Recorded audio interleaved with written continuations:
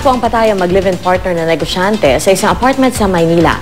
Inaalam na kung sino at anong motibo sa likod ng krimen. Balita hatid ni Mav Gonzalez.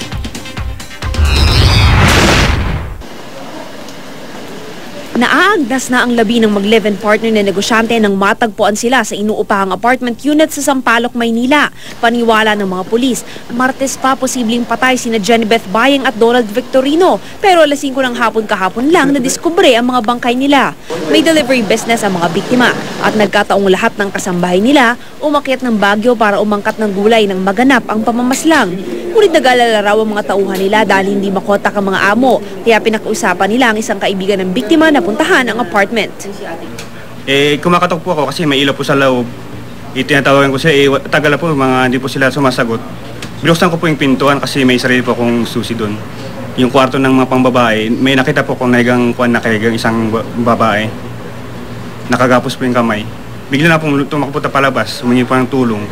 Parehong nakadapa ang mga biktima. May packaging tape sa muka at itinali ang mga kamay at paa ng electrical cord. Walang ibang tama ang mga biktima maliban sa gilit sa leeg. Base sa investigasyon, posibleng 3 hanggang 4 na tao ang gumawa ng krimen. At saka may mga witnesses doon sa lugar na nakakita na nung mga madaling araw nung 1:00 hanggang 1:30 ng madaling araw nung Martes, nag-aaway doon sa taas.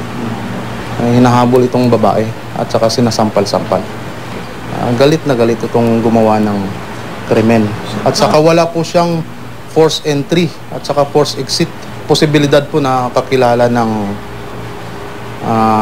mga biktima yung gumawa ng krimen.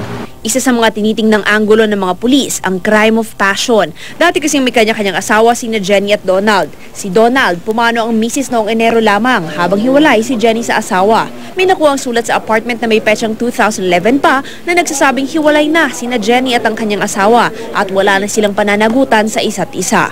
Wala namang narecover ang mga pulis na anumang matalas o patalim na posibleng ginamit sa pagpatay. Hanggang ngayon, inaalam pa ng mga otoridad ang posibleng motibo at nasa likod ng pamamaslang. Mav Gonzalez, GMA News.